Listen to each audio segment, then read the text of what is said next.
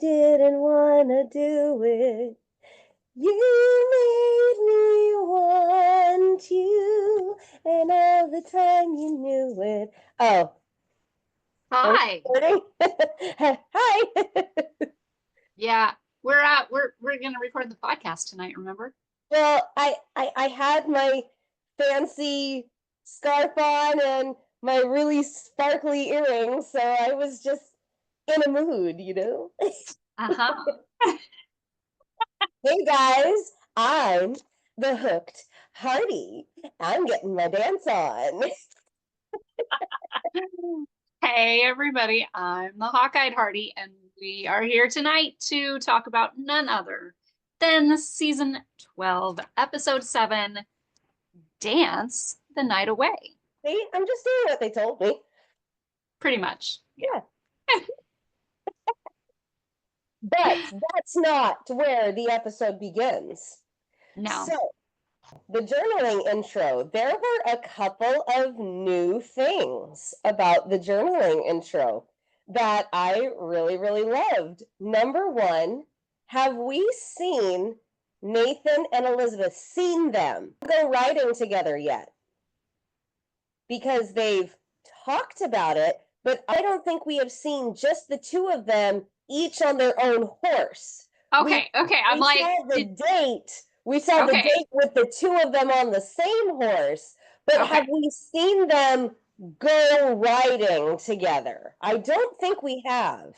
I don't think we have since they've been dating. I feel like we've seen them like riding next to each other. And I Yeah. don't think that we've seen a pleasure ride, just the two of them, each on their own horse. We saw their date when they were on the same horse, which don't get me started. There's a certain picture that has now become the background for my desktop. We'll talk about that another Hey. time. Excuse me. But yes, so we finally see them on an actual ride together after hearing about it so much. And then, of course, she says there's something about the autumn air. It has a magical sense of possibility. And she did that when it was the two of them riding and laughing together, which fit perfectly. Hmm. Uh-huh. And then, while we are still in said introduction, we see something that I don't think we have seen as of yet in 11 and a half years of this show being on air. We see PDA in the intro. I don't think that that has happened. Am I correct? I don't know if I've paid that much attention. But in a Yeah. journaling introduction, I do not think that we have seen affection and touching and kissing. I think it's saved for later.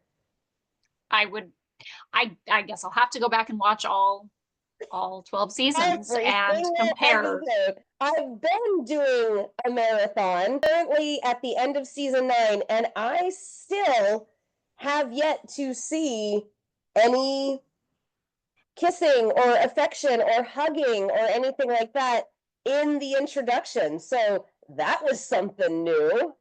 I'll tell you one thing though. Not only was it making me reach for my fan, it was giving me some serious believe in Christmas vibes with John Mm. Reardon and Megan Ori. Uh-huh. Yes, because if you will remember, Hearties, if you watched that one, John and Megan are married in real life, and so I am a sucker for those stories. But there is one scene, it's an interrupted kiss, of course, which drives me crazy, but he grabs her scarf and Oh, pulls her to him to kiss her, and I just went, oh. And so this is a lot more gentle, but when Nathan grabs onto the blanket and she kind of does, what are you doing? And then he pulls her towards him by the blanket to kiss her. I kind of went, oh, we've got believing Christmas vibes. Yeah, no, totally. I love those kinds of scenes. So intimate and sweet. Yeah.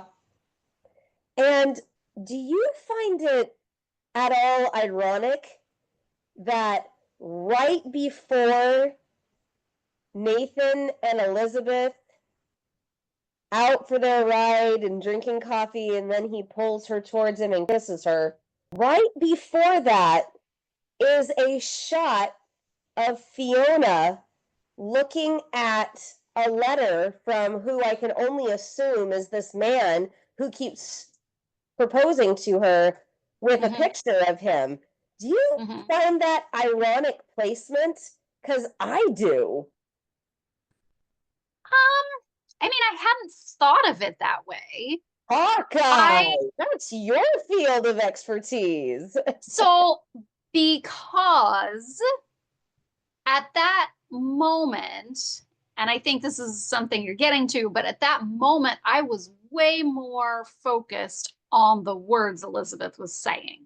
Okay, now that is fair. Yes. And so I was really almost taken aback by the comments she was making. It almost sounded almost a step back from where I was seeing Elizabeth and Nathan. So Elizabeth was saying, as for Nathan and me, it all feels new and exciting. And there's so much we still don't know about one another.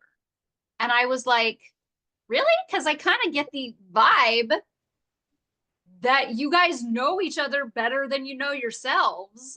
And that is exactly what I thought. You and I were on the same wavelength. We just kept sitting there going, what do you not know? You know everything about each other personally. Especially after 6 years. After 6 years, you've developed such a strong relationship as friends, as colleagues, so to speak, in the town business, and as parent and teacher, as the on again, off again, whatever relationship they'd had briefly, sort of, all of these different factors, that all these different ways they know each other. That's really the last comment I would have expected from either one of them, is that there's still so much more to discover. Like, there's still so much more to discover about how we will be in a relationship with each other, or how, like, there's aspects that are going to be new and exciting and unexpected, but not getting to know each other. No. That just seemed I agree. So off. And so in that moment, I did not notice Fiona at all, because I was very focused on those words and trying to decipher what that meant. To be completely honest with you, I didn't notice that until my second or third time. So the first time I was watching it, I went, wait, what? So yeah, I didn't notice the irony of Fiona being right next to them with all of those feelings. But the second or third time, I just found the placement so ironic that right before the shot of Nathan and Elizabeth, yes, they're saying that there's so much they don't know about each other, but the view that we're getting is that they are very settled, very confident in their relationship, and neither one of them are going anywhere. And I think that they're both getting excited for the day that they will share their lives together completely. And then right before that, you see somebody who is in the same kind of situation almost, and all you see is trepidation and dread. That was the exact word I was going to use. Oh, cool. I was gonna say trepidation. Yeah, trepidation and dread on her face at the prospect of spending her life with someone. And then right after that, you see these two people who can't wait to share their lives. And I mean, when you set it up like that, I 100% agree that was probably intentional, to really show that contrast. And I think not only does it help viewers understand how much that's not a good choice for Fiona, but it also, I think, cements how happy Nathan and Elizabeth are to show Yeah. that contrast. Yeah, definitely puts the contrast between them, but I am still with you. There's so much we still don't know about one another. What? What do you not know?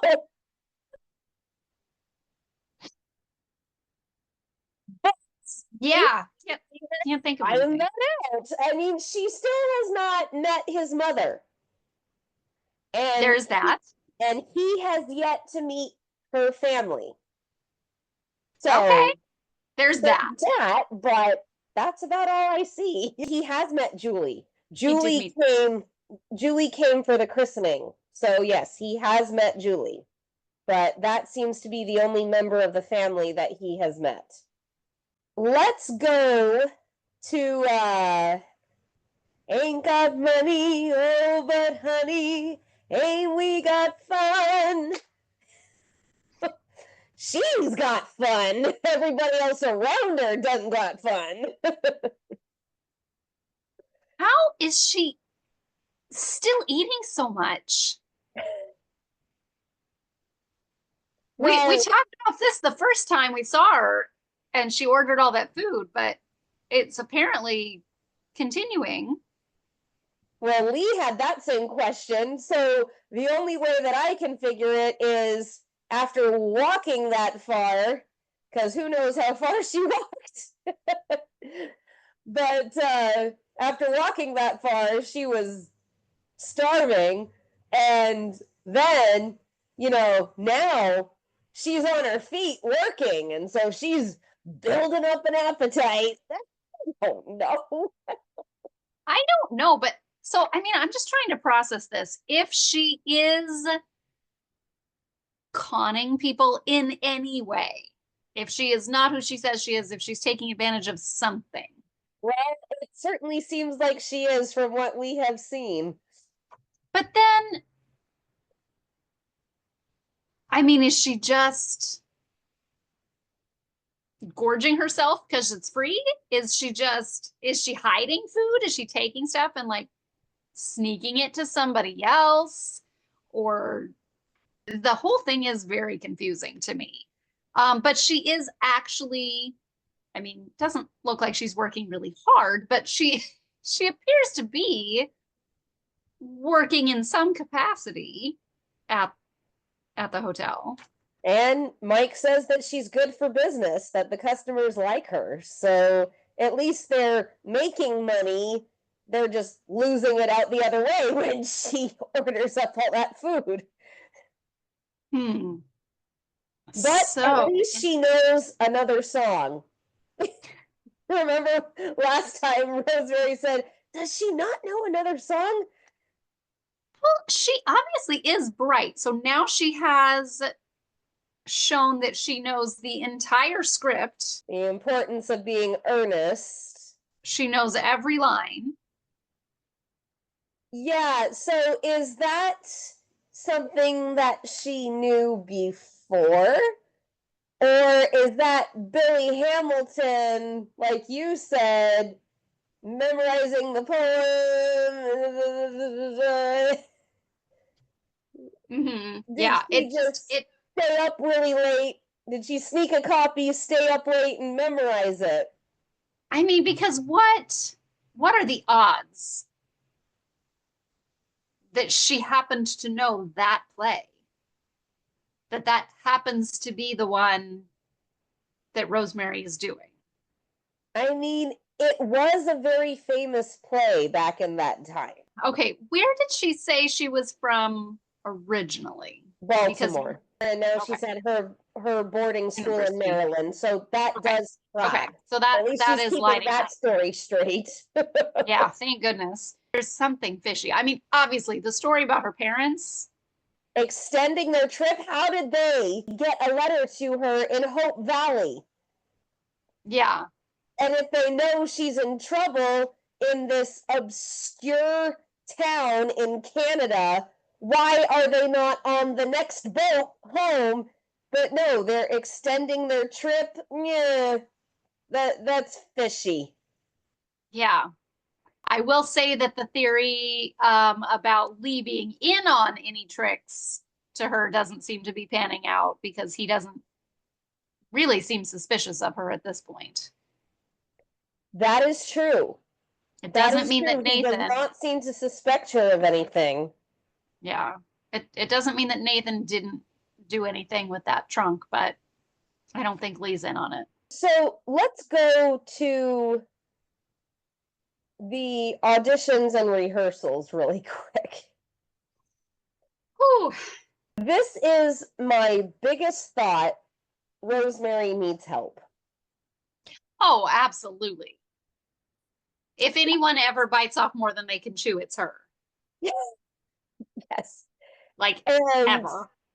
she cannot do everything, no matter how much she wants to. And she even admits, I want to be playing less parts. But so I find this very interesting that a long time ago, Edify did an interview with Ben Rosenbaum saying, "What's your best accent?" And so they quizzed him in a bunch of accents, and he said that British was one of his worst, and that he wasn't any good at accents. And I just went, well, hey, look at you. You've gotten a whole lot better. Because he was doing fantastically. And then we got Bill doing British. Okay, we have to talk about that for a few minutes. So, one, I love how they thought of him, but I am shocked it did not take more persuasion. Oh, the only thing that I can think of is the acclaim. Mm.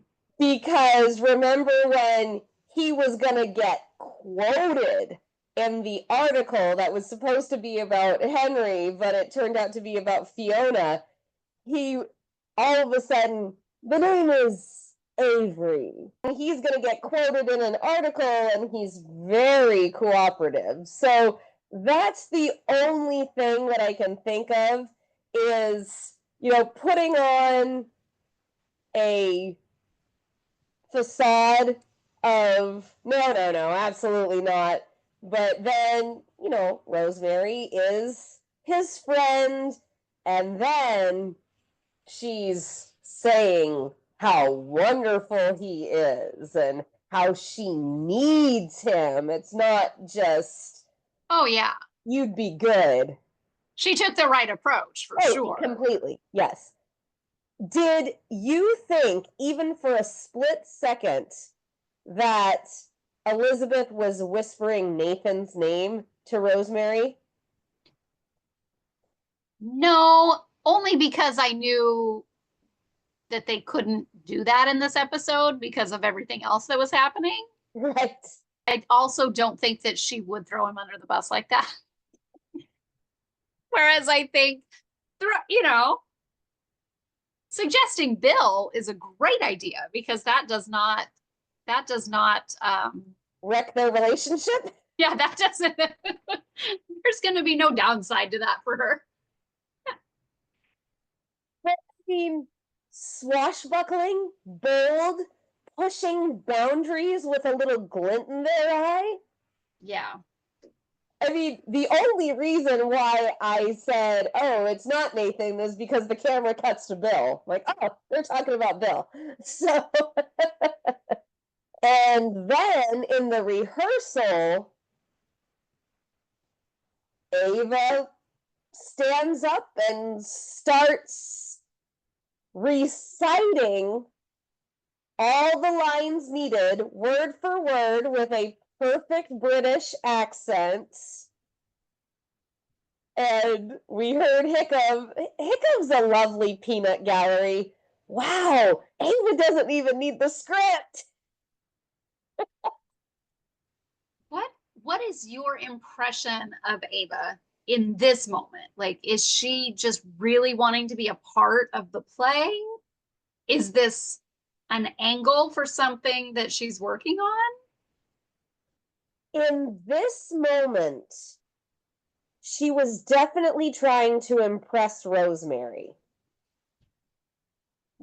Because this is Rosemary's wheelhouse. Mm-hmm. And here, let's talk about that scene really quickly, and then we can expand more on it. But when they're drying the dishes at home, let me ask you this. What is it about Ava that bothers you? She's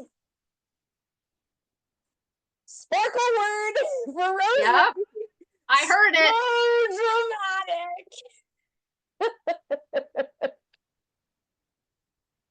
Takes up all the oxygen.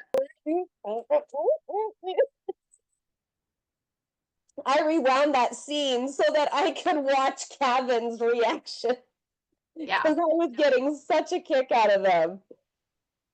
And then Rosemary starts to say there's a shadow of a resemblance, but we are not the same. I'm not the poor little unlucky heiress who's lost my money and my clothes and my parents in the Alps. But so what I am thinking is happening, I still think she can't be trusted. I still think she's pulling something. But she started with Elizabeth. She mirrored her, and she got what she wanted out of Elizabeth. And then Elizabeth has also been very busy and out of town and too lost in love to pay attention to her right now. So she's moved on to Rosemary. And so she's trying to be the younger version of Rosemary now. Because Rosemary even said at the very end, she's supposed to be your doppelganger, not mine, to Elizabeth. So I think she came blazing in, trying to be like Elizabeth, to get Elizabeth's attention. And then when she got all she wanted or she could get out of Elizabeth, now she's moving on to Rosemary. That's actually a really good point, because it does almost seem calculated. It really does. It really does. And so I also find it very interesting that when she was trying to be like Elizabeth, that's when we wondered if Lee knew, if Lee was in on it. When she's being a mirror of Rosemary, he's putting his foot down. Nothing more goes on that tab, but he's also finding a soft spot for her, which is exactly what happened in seasons 2 and 3. He was so good for Rosemary because he wouldn't let her get away with junk, but he was also falling in love with her. And he proposed and they got married in season 3. So now he's got a soft spot for her. So I'm wondering if that has anything to do, at least subconsciously, with the fact that she is now being a mirror of Rosemary. Mm-hmm. You know, it's interesting. I have seen some comments online which I haven't personally put any stock in, not that they're bad comments, but you know, people thinking like, could she even be related to Rosemary? Rosemary doesn't know a lot about what happened with her mom. Could it be like a younger sister? And while that's certainly not impossible, that would actually be quite interesting. Yeah. The fact that she originally came there acting like Elizabeth and then did this odd like switcheroo of who she was idolizing, so to That's speak. exactly the word I was going to say. That to me tells me that's not the route they're going, but it's still very well could be, and it would be an interesting storyline. And she does resemble her quite a bit, and she does act a lot like she did when she came to town, and she does have a lot of similar qualities to her. So that would not be an unheard of comparison. The only way it could be possible is if she was Rosemary's sister, wanted to meet her, and came in under the guise of the best friend, just knowing that maybe that would get her in with Rosemary. And then as soon as she saw an opening to actually befriend Rosemary, she switched over. That is a good point. There just seems to be something sneakier about it than Rosemary being the end game person she's trying to connect with. And I'm surprised that she didn't do more flirting with Nathan or Lee. She probably wouldn't dare flirt with Lucas because he's the governor. But and everybody knows his history. Yes, that too. That's been highly publicized. I think that Nathan, if memory serves me correctly, she tried to be a little flirty at the beginning, but he just shut her down. If Ava had started to flirt with Lee, we know that he would have shut it down immediately because of what he said. Nobody is my Rosie.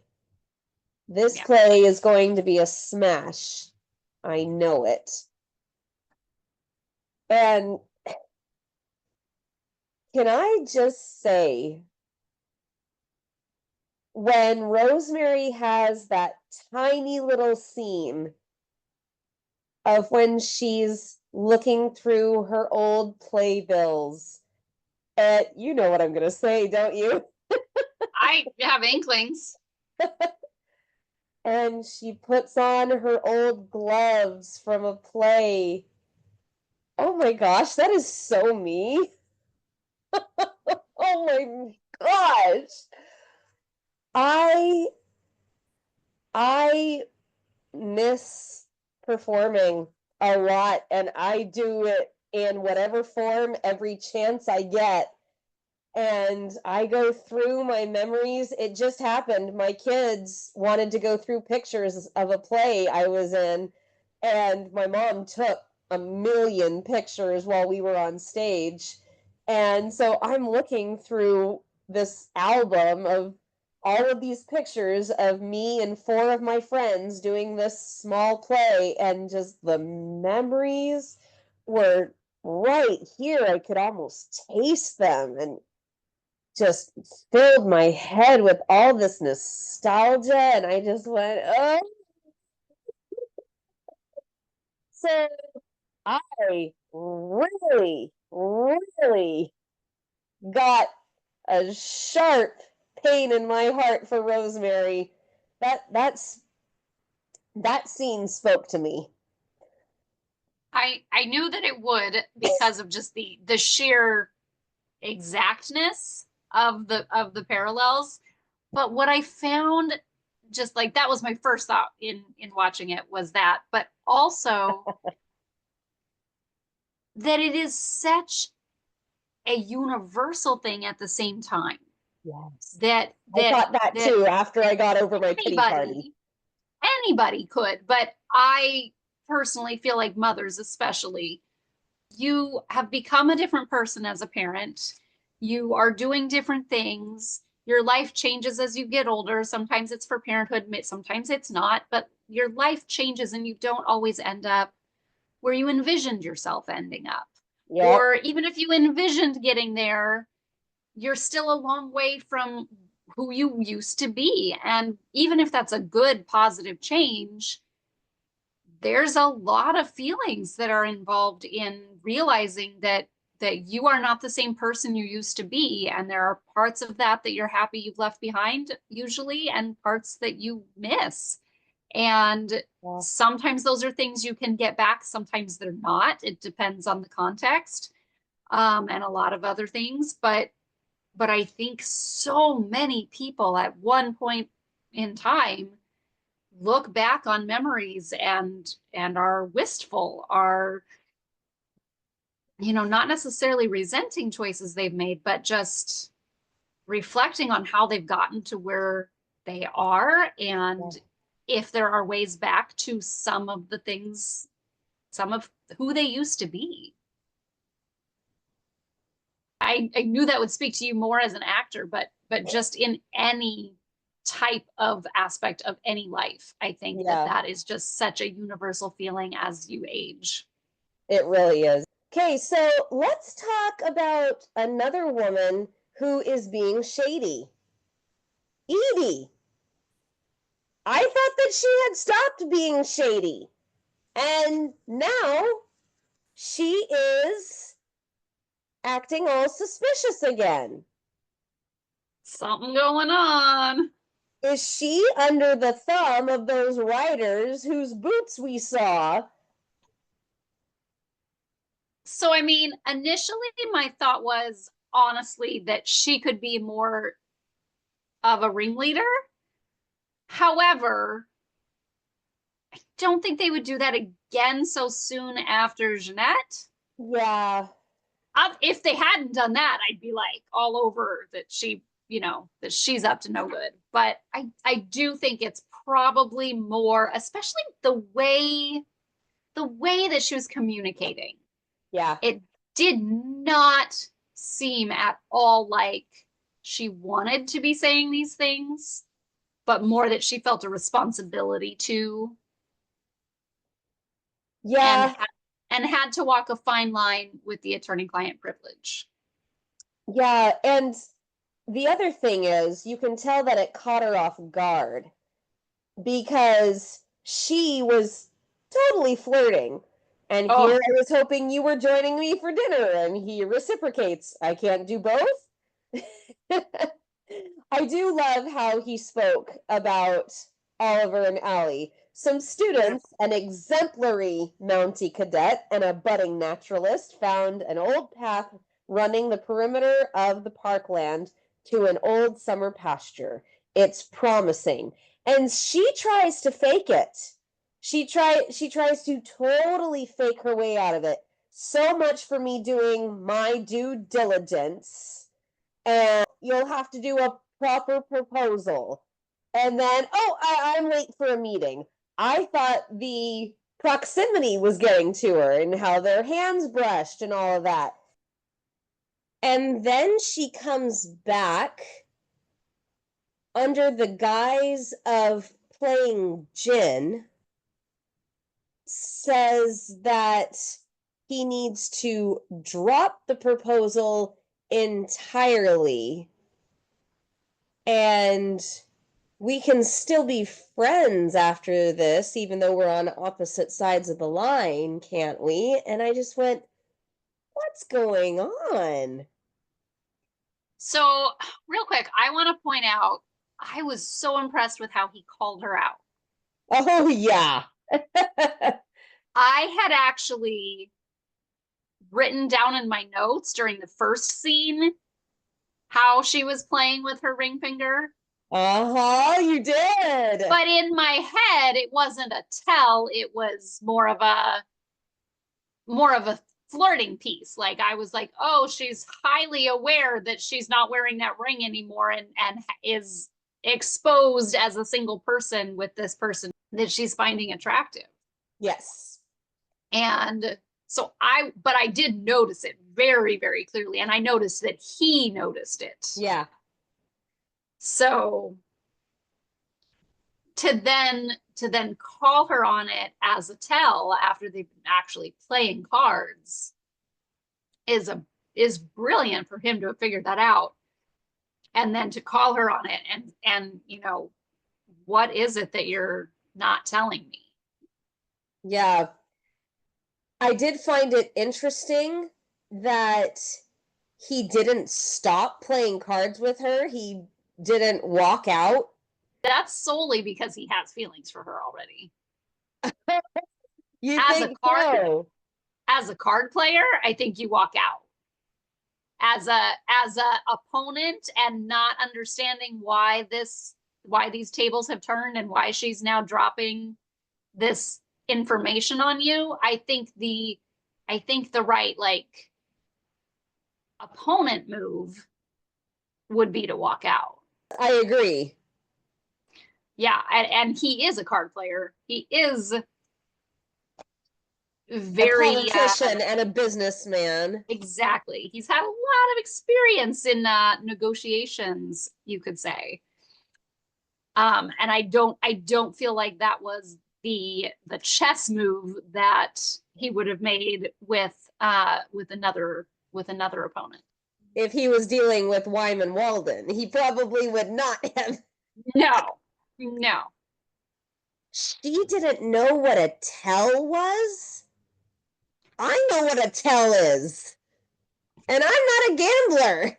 I would think a Well, woman of the world who has fought so hard to gain her position wouldn't need clarification. would be that she was so taken off guard by being put on the spot, by being identified as having this tell, that she kind of froze in the moment and was just trying to keep him talking, keep the focus off of her so she could think of how she was going to respond. Okay. Because first of all, I'm super confused by this. I know that Allie and Oliver found it while trespassing, but are saying they found it by looking at a map. I'm so confused. I know this isn't the era of Wi-Fi and all these online maps and Google and everything, but if they could find it on a map and it's right there, how do people think that no one else is going to know this pasture exists? I don't know. It's mind-boggling. Can we take a moment and say that those two are getting cuter? I was watching the episode with my mom and she said, I just think those two are adorable. They really, really are. And it took me the second watch through, I think, to see that he nudged her. You know, when they were saying, we found it while we were looking at maps. I think Lucas even caught that. Of course. He also like, took notice that they make a great team, you know? Yes. Yes. I also want to point out his comment about I happen to like children. Oh, I loved that. Fabulous line. So sweet. And the way he doesn't talk down to them. You know, he has never. Yeah, he never has. That is one thing I have loved about Lucas from the very beginning is with all the children. We didn't see him with little Jack when he was super little, but every time we did see him with them, it was a very respectful interaction. It was not ever talking down to them. Even Jack as a toddler was not talking down to him. Yeah, he would just say, hello, young man. That really put them on even playing fields. Yeah. And that is something you don't get from somebody of that stature who is a business owner, now a politician. That is not common. No. And he also made a joke. Like, the last time you unrolled maps at me, it got me in a lot of hot water. You know, like, just open up the conversation. And she knew that she could just go straight into what she had to say. Yeah. Yeah, you don't have to go through all of the red tape of Edwin Mitchell. Bill did encourage it. That is very, very true. Take it to Mr. Mitchell. He'll love this. Do you really think he'll let them in? No, but it'll get me some peace and quiet. Okay, we do have to give another shout out to Fiona because Busy girl. she's got a lot on her emotional plate, not to mention her business plate. She's the one who helped Elizabeth think of the idea of publishing the curriculum. And when Elizabeth kind of backtracked on, no, I still need to go over the introduction and I have a couple of things to finalize and leap in the net will appear. And then, of course, Ned says, was your mother in the circus? Then Fiona is forced to take her own advice. Leap in the net will appear. She's selling the salon. I'm just wondering what shape the net will take. I mean, I will say that, like, the way she's presented these choices in her life right now, it does seem like she would be, like, safe. She's not jumping into something that is necessarily harmful, or, you know, this guy doesn't sound like a bad person. Yeah. Any type of really bad situation, but it's definitely that question of following your heart. This show tends to ask that question now and then. Okay, well, let's chat about that woman that Fiona helped because she too was being shady, but for a very, very different reason in this episode. I know it's a little early, but do you want to go ahead and don your piece? Yes. He's a Mountie. He's a father. He has many roles in this town, and he goes to work, not even to home. He goes to work, and he finds 2 random train tickets sitting on his desk. And he immediately knows this is her. I find that really cool. He doesn't think this has anything to do with a case. Like, there are other people that work in this office that he has. There are other things going on. Here, Bill just recently went to Union City on business, undercover. Why does he not think, oh, maybe I need to go back undercover again? Maybe Bill is telling me there's something going on and I need to get back there. I just find it fun that he sees this secret. Nothing has her name on it. Nothing. There's no note. He knows it's from her. Okay, fair enough. He's not really being much of a sleuth here. He's just assuming. He's being an interrogator. It's just a really fun that is more fun. Of being interrogated. I will sign up for that interrogation any day of the week. Don't tell our husbands.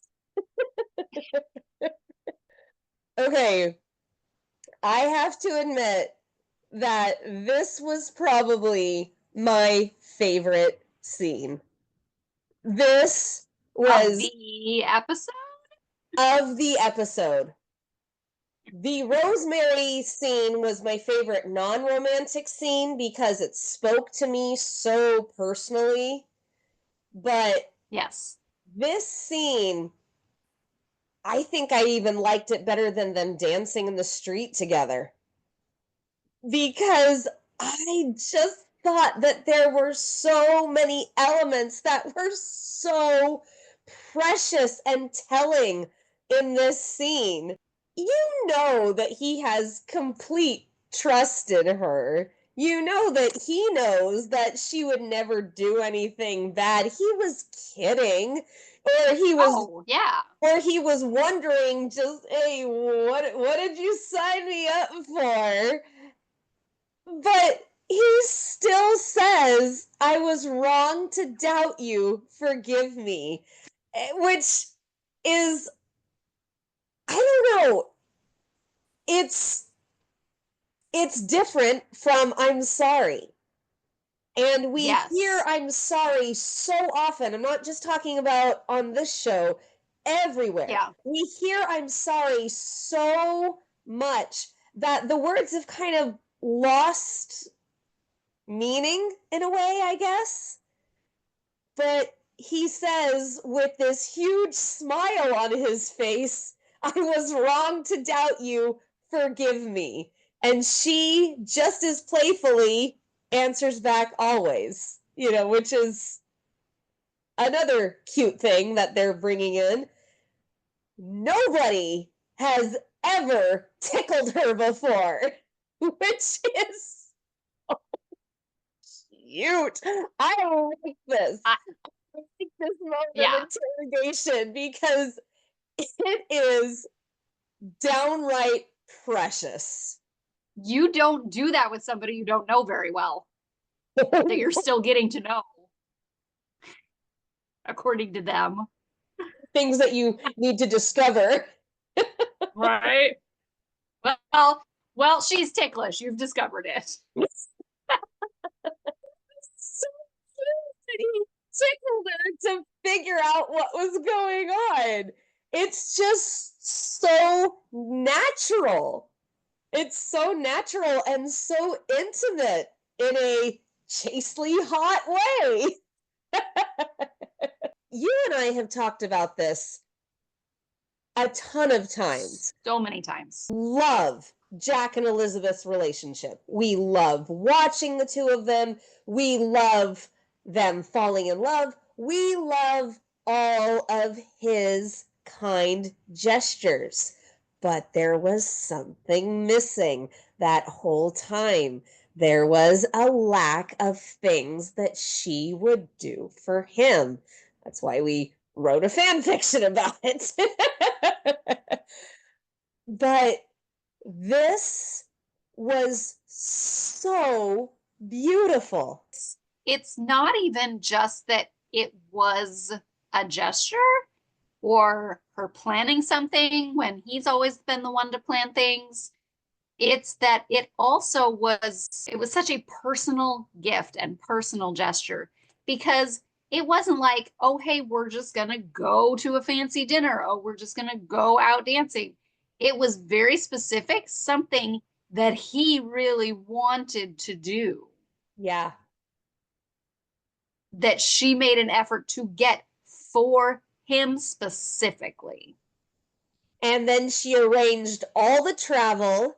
She arranged all of the childcare. She took care of everything. Mm-hmm. Uh, and the look on his face that he was so thrilled that she surprised him, and then that he was so touched that she surprised him with this. Mm-hmm. I mean, when he said, I'll be ready, you just pulls her and kisses her. I'm like, that a boy. That's how you show your He looked like gratitude. he looked like a kid on Christmas morning. Surprise and excitement and feeling touched, like somebody saw you Yeah. and really got you. I won't take the time to show it to you, but there are lots of hearts and faces with heart eyes in this scene. Yes. Let's go to outside the movie palace. Number one, this is my question of the day for you. What did you think of the song? I loved it. I thought it felt like them. Like, I mean, I didn't know the song super well. I didn't like know all the words immediately. Then hearing it later and hearing all those lyrics, it's very much like this is a fabulous song for them. It's perfect. And I have to just put a plug in for the Edify show. You're welcome, Elliot. But they did an interview with Kevin. The original song was supposed to be Me and My Gal, which Postables will recognize because that was in one of the episodes of Signed, Sealed, Delivered. And that's a great song. But it's not them.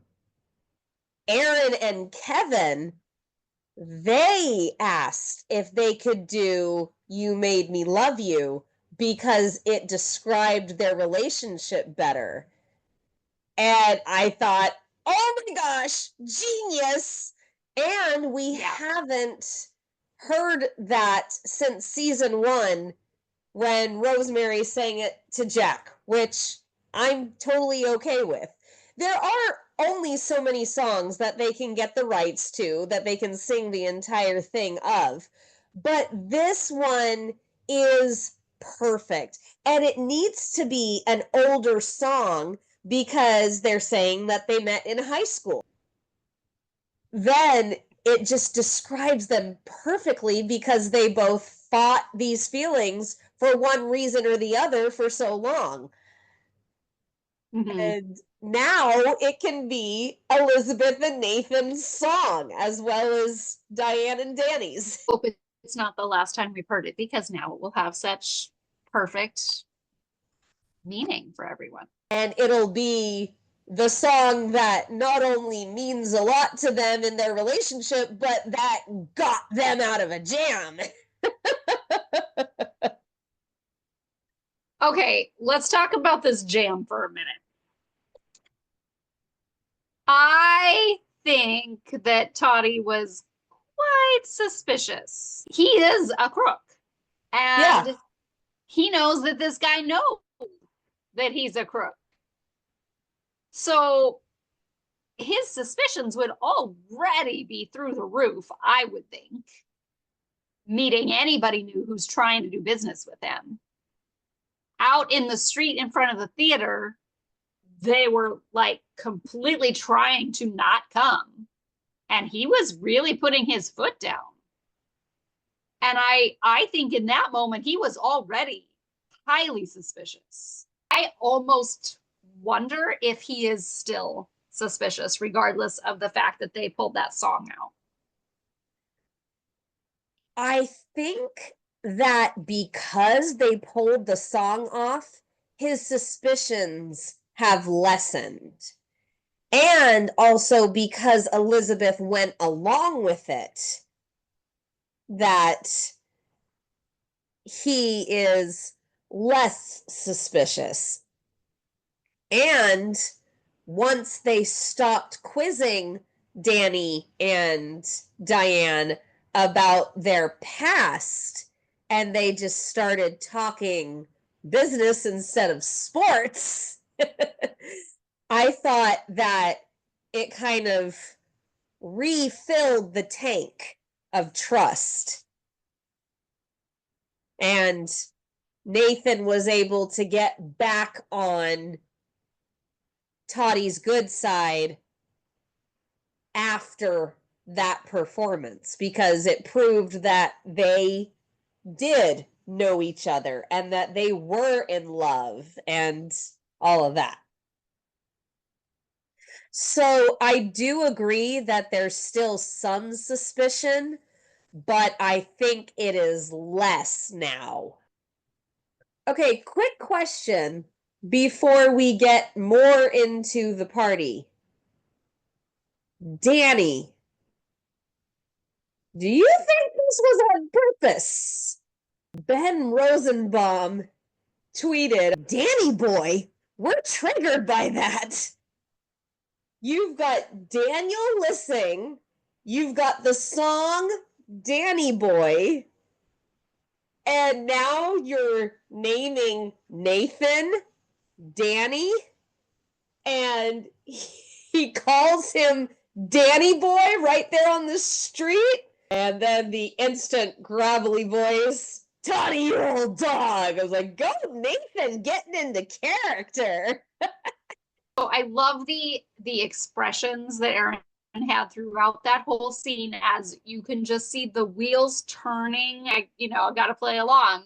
As they're saying more, you can just see her expression changing as she's like, pulling in all the new details and like figuring out the story and who she's supposed to be and who Nathan's supposed to be. And then my other favorite just of her in this whole persona is when she rings to her other hand, which explains why all the Hearties saw clips of things and are like, she's wearing a ring. Perfect way to have written in the plot a way to mess with Hearties in the previews. I mean, they have to just be thinking, what can we write to get her to move the ring back and forth so that all the Hearties will be freaked out in all the previews. That's got to be the goal of this entire episode. Oh, is that what it was? Well, and we have to hear Nathan say, your husband worships the ground you walk on? Oh. And the way he was looking at her, I believe it. And the way he was caressing her hand while he was saying it. All right, yes, I'm going back to a musical, but okay, the whole thing gave me South Pacific vibes. Some enchanted evening, you may see a stranger. They weren't strangers, but they locked eyes across a crowded room. Yep. And him saying, wow, those moving pictures, they don't have anything on you. That helps. Yes. What did you think about her throwing the champagne in the plant? I was just gonna say that. Oh my gosh, you are so on my wavelength tonight. I loved her expression, like, oh, I can't drink this much.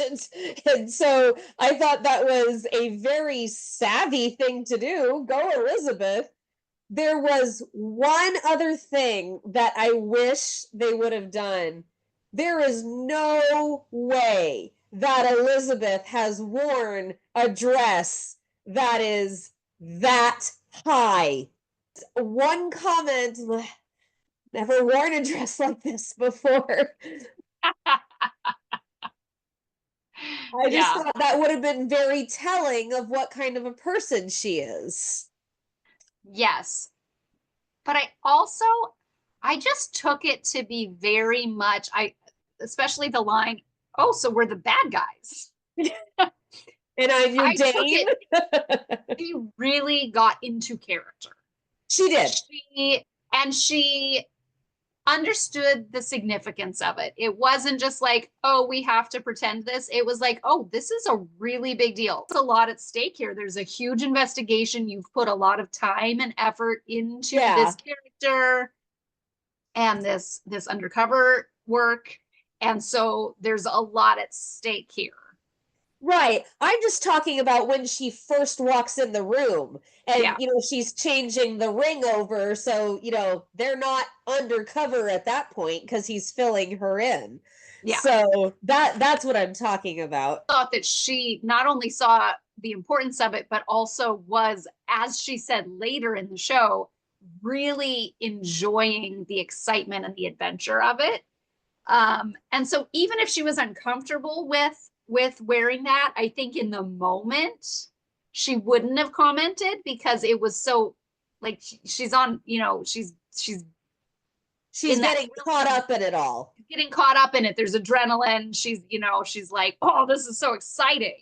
True. And so I could see her saying something like that later, to Rosemary, even like, oh my gosh, I never worn a dress like that before. I could see that coming up more so than in the moment. I loved how real elements of their love story made it into their fake storytelling. Yes, beautiful. Was so cute. We met in high school. She didn't notice me at first, but I noticed her. At least on screen. Have we heard Elizabeth sing with Nathan around? I don't think we have. No, I don't believe so. But in 6 years of knowing each other, there's got to be a time when he has heard her. I know that she heard him sing at least a little bit with By the Sea, with doing it with Allie. And the bachelor auction, that was interesting. I think she just pulled that one out of her hat, you know. Oh, absolutely. Definitely pulling on some big city memories. Things that she had probably seen in Hamilton a lot. I wonder if she ever took part in any of that. 16, it could have been a juvenile version of it, you know. It's possible. The moment she said yes, that was a moment. You know, he's trying to dig himself out of the hole here.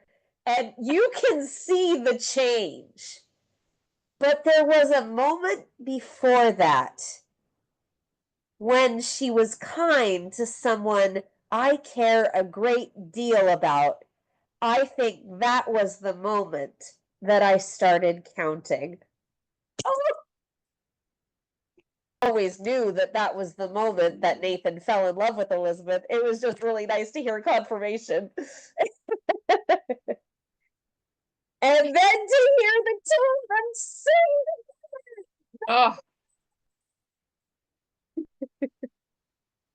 So I am someone who frequently pulls up the song on YouTube that Dan and Aaron sing together.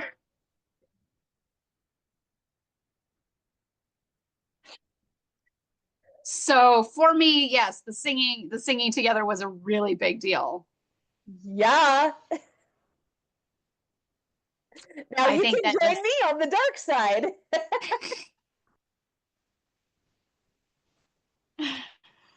oh goodness. So to get back to the mysterious side of Right. things, yeah, the reason the hat is here. To get Right. back to that, Toddy starts this conversation with Nathan. He's actually getting some concrete information now. Yep. He sees an actual one of the double-headed coins. Okay, so we know for a fact now that Toddy is involved in this situation in some way. He flashes it to him, yeah. He flashes it to him. He's bragging. He's trying to make a deal. So here's what I found interesting that I don't know if you made the connection. Toddy says there is a rancher that had found a crate of these coins. Right. He's not saying how many, but he can get some. He's got some. He's got access to some of them. And he could sell a few to Nathan. He could sell a few to Nathan for his client if he wanted. Side note, why did Nathan call her Elizabeth? Yeah, Elizabeth, this isn't how I imagined our evening going. Oh, I know, I'm like, dude, you're in the room. Shush. You are horrible at this undercover thing. okay, go on. Okay, so he's asking a lot of questions. So here's the information we have. A rancher had these coins somewhere near Hope Valley, it sounds like. Yeah, because it said one of the valleys past Benson Hills. Which has got to be Hope Valley. Gotta be. You know, right in there. But who? The clincher is that he said this guy died last year. Who do we know as a rancher who died last year, Cami? Oh my gosh. But here we go. Oh, blew the hat right off. Blew the hat right off. So this has got to be connected in some way to Edie. And her refusal. So that pasture land could be where Garrison's hid the treasure after the bank robbery. I'm not really sure how some of them got to Toddy. And then he's obviously been traveling to the Netherlands, so that explains how some of the coins turned up in the Netherlands They for found some, and yeah, for Inspector McGill to find. But it doesn't fully explain why they never, I mean, unless the garrisons have people hanging out on this pasture land, I'm not really sure why they're trying to keep all people ever off of it. I don't know why you couldn't just move a crate of coins. I mean, that explains quite a bit, but definitely not everything. My guess is that maybe her uncle got into some bad stuff when he found them, or something that Edie's trying to cover up, and that's why she is acting as an attorney for whoever is dealing in these coins now, and trying to keep that under wraps to save her uncle's good name. Do you think the writers that almost found Allie and Oliver had something to do with it? Something, yeah. I mean, they could be. Because I thought they more had something to do with something shady with the cattle. Now I'm wondering if they more had something shady to do with the coins. Well, here's the question. You and I talked about this last week. They're going off about how this is the way we've always done it, but clearly something's happening differently this year. So, in theory, maybe the cattle used to go through that pasture, and that is how the uncle found them last year. And now they're going the other way, and that's why they're now contaminating the stream. In fact, we don't know how her uncle died. Garrisons could have been involved in that. Yeah, they could have. Or Toddy. Who knows? I don't think it was Toddy. He seems too much of a braggart to be a hardened criminal. So, maybe, but I also don't put it past him if he found out that Nathan was double crossing him. Oh, no, I don't put that past him. But he could become a hardened criminal. Yeah. For that. Speaking of which, this is how I want to, this is the last point I want to make, is Toddy is the one who was calling them a cab to go home. Yeah. Where do you suppose they took that cab to? Since they don't have a home. Yeah. I don't know, because I thought that this was an episode where we were going to get an overnighter of some kind. He never said that he was from Union City. He just said we live in the city. So it's possible that they could just be in Union City for a time. And so it would have been perfectly legit for them to go to the train station, or maybe they're headed off somewhere else. I have a feeling this could be what unravels, is that he could find out where they took the cab to. You think he's going to try to follow them? Not necessarily follow them, but follow up on them later. Like, oh, I wanted to find you, so I asked the taxi where they dropped you. So I could find out where you lived, or, so I could come pay you a visit. The fact that there was no overnighter kind of threw me. And so when I saw Elizabeth telling Rosemary about her night, I went, oh, whoa, wait. I have no idea where they took that cab. I'm guessing that they took it to the train station because it did not appear that they stayed. So I'm guessing they just took a late train, and I'm wondering what time it was that they were calling them party poopers. For all we know, it was probably midnight, and that party went on till 2 a.m., if not 6 a.m., Right. So we got a lot of answers. Got a lot more questions, too. Did we get answers? A lot of things to connect dots. Here's my question that didn't get answered. Lucas and Edie bond over a game of cards, I call that raising more suspicion. If she didn't like him, there was a much more business approach she could have taken to that. Of course, but still, I don't call it bonding. Well, we'll see if any questions are answered next week because the previews aren't giving us anything. Just more problems. Yeah, but this is the second half of the season, so we gotta spice things up a little bit more. Yeah. All right, Hearties. Well, good luck figuring out the answers to all of these questions that have been raised. Have a great morning, afternoon, or evening, wherever you are in your day. Try not to let your Heartie hat get blown off quite as much as I did by my mind being completely blown. Good job, Hawkeye. that was, yeah. I still could be wrong. I'm just, to me, it seemed Very much could be wrong, but it makes perfect sense, and it did not even cross my mind. I was too distracted by Nathan in that white tie and vest tux. that's a fair thing to be distracted Thank by. you. All right, everybody. We will see you next time. Bye. Bye, Hearties.